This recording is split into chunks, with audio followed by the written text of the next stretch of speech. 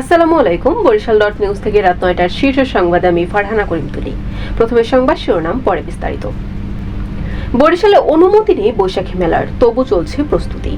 পাথরঘাটায় ২৫ ঘন্টা পর ৬৮ জেলে উদ্ধার। ভোলায় আগুনে পুড়ল ফার্নিচারের গোডাউন। হিজলায় চোরাই গরু উদ্ধারে ১.৫ লাখ টাকার অভিযোগ।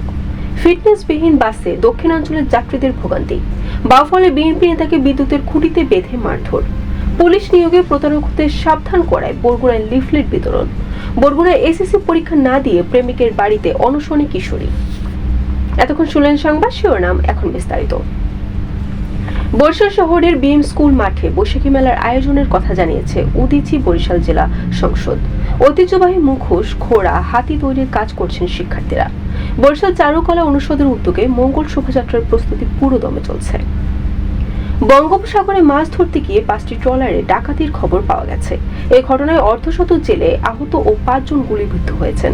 ডাকাত দল মাছ ও রসদসহ ২ কোটি টাকার মালামাল লুট করে নিয়ে গেছে। এছাড়া উদ্ধার করা হয়েছে ৬৮ জেলেকে। ভোলায় অগ্নিকাণ্ডে আল মদিনা নামে একটি ফার্নিচার দোকানের গোডাউন আগুনে পুড়ে গেছে। শুক্রবার ভোররাতে ভোলা জেলা শহরের যোগীরগোল ঈদগাহ মাঠ সংলগ্ন এলাকায় অগ্নিকাণ্ডের এই ঘটনা ঘটে। বরিশালের হিজলা উপজেলার গৌরনদী ইউনিয়নের মানরাচর কুশুরিয়া গ্রামে গভীর রাতে অভিযান চালিয়ে চোরাই সন্দেহে ৩টি গরু সহ একজনকে আটক করেছে হিজলা থানা পুলিশ। মঙ্গলবার ভোররাতে এসআই আরাফাতের নেতৃত্বে পুলিশের একটি টিম এই অভিযান পরিচালনা করে। দক্ষিণাঞ্চলের গুরুত্বপূর্ণ সড়ক পথে যাত্রী পরিবহনে ব্যবহৃত হচ্ছে বিআরটিসি ফিটনেসবিহীন ও ভাঙা চোরা বাস। বরিশাল বিআরটিসি বাস ডিপোর আওতাধীন এসব যানবাহনের অধিকাংশই ব্যবহারের অযোগ্য, কিন্তু তারপরও নিয়মিত চলাচল করছে। ফলে প্রতিদিন দুর্ভোগ পোহাতে হচ্ছে সাধারণ যাত্রীদের।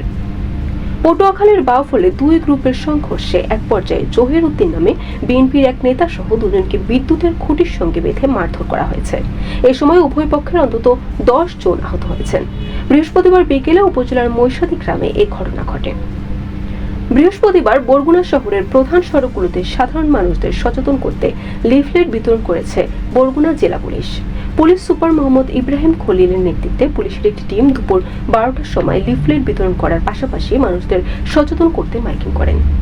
বরগুনার আমতলীতে এসএসসি ও সমমান পরীক্ষায় অংশ না নিয়ে বিয়ের দাবিতে প্রেমিকের বাড়িতে অনশনে বসেছেন এক দাখিল পরীক্ষার্থী। আর ২৪ ঘন্টার মধ্যে বিয়ে না করলে আত্মহত্যার হুমকি দিয়েছেন তিনি। বৃহস্পতিবার উপজেলার পূর্ব চন্দ্রা গ্রামে এই ঘটনা ঘটে। Barishal dot news.